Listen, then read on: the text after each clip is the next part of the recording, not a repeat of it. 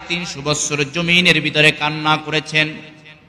এই কান্না করার পর হঠাৎ আদম আলাইহিস সালাতু ওয়াস সালামের নজরে আসছেন 350 বছর পর।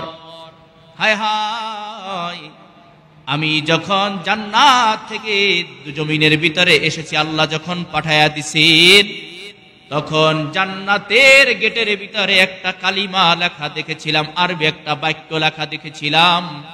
সে আরবি বাক্যটার নাম ছিল লা ইলাহা ইল্লাল্লাহু মুহাম্মাদুর রাসূলুল্লাহ।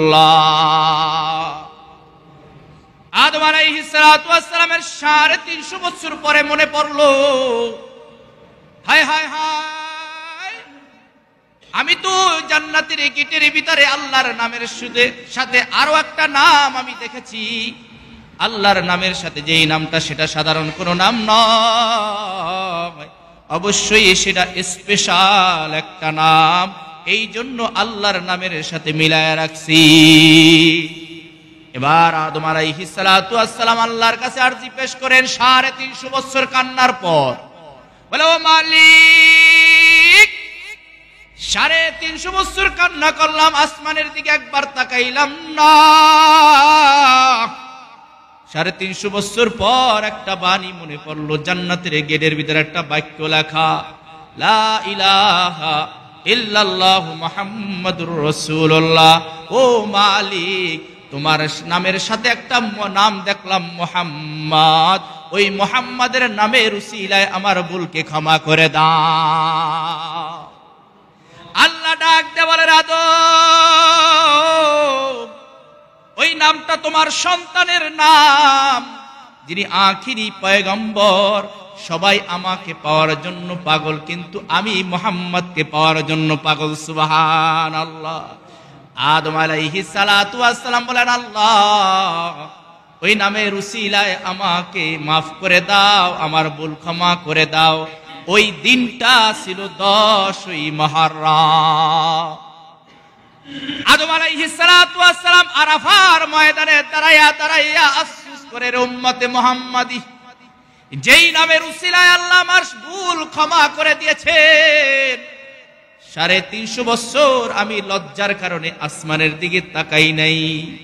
ও উম্মতে মুহাম্মাদি, ভালো করে শুনে নাও, এমন একজন নবী পাইলা, এমন একজন নবীর উম্মত হইলা, যেই নবীর কারণে আল্লাহ পাক রব্বুল আলামিন তোমাদের 4টা স্পেশাল রহমত দান করেছেন। সুবহানাল্লাহ।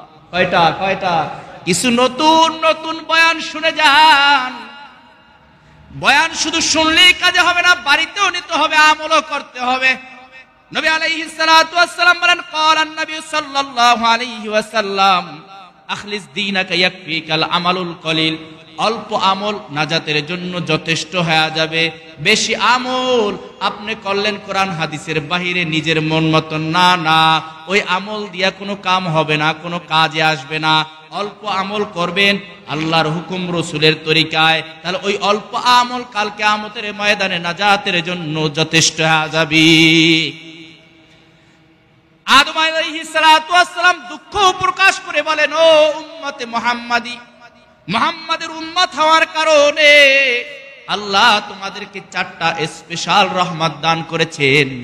আমি নবী আদমকেও এই 4টা স্পেশাল দান করে নাই। এই জন্য উম্মতে মুহাম্মাদি, আমি আদমের চেয়ে কেমন জানি, তোমরা উম্মতের মুহাম্মাদের উম্মত হওয়ার কারণে তোমরা আমার চেয়েও দামি হয়ে গেলা। 1 নাম্বার, উম্মতে মুহাম্মাদি, ভালো করে শোনো, আমি আদম একটা ভুল করার কারণে জান্নাতের ভিতরে আমার পোশাক খুলিয়া গেছে, কিন্তু মুহাম্মাদের উম্মত হওয়ার কারণে তোমরা 1000টা যদি গুনাহ করো, কখনো আল্লাহ মুহাম্মাদের উম্মত হওয়ার কারণে তোমার শরীর থেকে পোশাকটা খুলিয়া ফেলাইবে না। কি কোনদিন খুলছে আমাদের পোশাক? কিন্তু আদম আলাইহিস সালাতু ওয়াস সালাম জান্নাতের ভিতরে একটা ভুল করেছেন, এই জন্য তার পোশাক সাথে সাথে জান্নাতের পোশাক খুলে গেছে। শুধু তারটা, এমনটা না, তার স্ত্রী আম্মা জান হাওয়া আলাইহিস সালাতু ওয়াস সালাম এটাও খুলে গেছে। জান্নাতি পাতা দিয়া তাদের লজ্জাস্থান ঢেকে জমিনের ভিতরে এসেছেন। বাবা আদমকে ভারতের জমিনে পাঠানো হয়েছে, আম্মা জান হাওয়া আলাইহিস সালাতু ওয়াস সালামকে জেদ্দায় পাঠানো হয়েছে। দুইজনকে এক জমিনে না, দুইজনকে দুই জমিনে পাঠানো হয়েছে, এক দেশের এক প্রান্ত থেকে অপর প্রান্তে। আদম আলাইহিস সালাতু ওয়াস সালাম আফসোস করে বলে, উম্মত মুহাম্মাদি, একটা ভুলের কারণে আমার পোশাক খুলে পড়ে গেছে, আমার স্ত্রীর পোশাকও খুলে পড়ে গেছে। দুনিয়ার ভিতরে তোমরা যদি ভুল করো, কোনো গুনার কাজ করো, তাহলে তোমার পোশাকও খুলবে না আল্লাহ, তোমার স্ত্রীর পোশাক আল্লাহ খুলবে না, কারণ তোমরা মুহাম্মাদের উম্মত হওয়ার কারণে স্পেশাল একটা পাওয়ার আল্লাহ দান করেছেন। সুবহানাল্লাহ। দ্বিতীয় নাম্বার, আদম আলাইহিস সালাতু ওয়াস সালাম আরাফার ময়দানে দাঁড়ায়া দাঁড়ায় আফসোস করে, উম্মতে মুহাম্মাদি বড় ভাগ্যবান হয়ে গেলি রে, বড় ভাগ্যবান। আমি একটা ভুল করার কারণে আল্লাহ পাক রব্বুল আলামিন আমাকে এক জমিন থেকে অপর জমিনে ট্রান্সফার করে দিয়েছে। তোমরা যত গুনাহ করো না কেন, তোমাকে এক জমিন থেকে অপর জমিনের ভিতরে ট্রান্সফার করবে না। আদম আলাইহিস সালাতু ওয়াস সালাম বলেন, উম্মতে মুহাম্মাদি শোনো, আমি ছিলাম জান্নাতে, একটা ভুল করার কারণে আমাকে জমিনের ভিতরে পাঠায়া দিছি, এক জমিন থেকে অপর জমিনে পাঠায়া দিছি একটা ভুলের কারণে। এ উম্মতে মুহাম্মাদি, ভালো করে শুনে নাও, আমি একটা ভুল করার কারণে আল্লাহ পাক রব্বুল আলামিন আমার থেকে আমার স্ত্রীকে 350 বছর দূরে রাখছেন, 350 বছর। তোমরা যতই গুনাহ করো না কেন, উম্মতে মুহাম্মাদি মুহাম্মাদের উম্মত হওয়ার কারণে আল্লাহ তোমাকে তোমার স্ত্রী থেকে দূরে করে দিবেন না, দূরে দিবেন না। দিছে, আজ পর্যন্ত দিছে। গুনাহ করেছি, আজ পর্যন্ত দিছে না, দেয় নাই। চতুর্থ নাম্বার, আফসোস করে, ও উম্মতে মুহাম্মাদি, আমি নবী হওয়ার পর একটা ভুল করার কারণে 350 বছর লজ্জায় আসমানের দিকে তাকাই নেই, শুধু জমিনের দিকে তাকায়া তাকায়া তাকায়া তাকায়া রইছি। হায় হায়, ভুল করলাম, আল্লাহর হুকুম অমান্য করলাম, না না, বড় মারাত্মক ভুল করে ফেলেছি।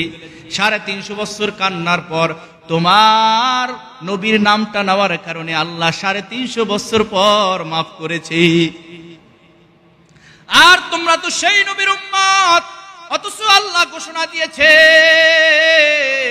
এই নবী জান্নাতের ভিতরে প্রবেশ না করলে অন্য নবী জান্নাতের ভিতরে প্রবেশ করবে না। এই নবীর উম্মত যতক্ষণ পর্যন্ত জান্নাতে পারা না দিবে, অন্য নবীরা পর্যন্ত তাদের জান্নাতের গেট খুলবে না।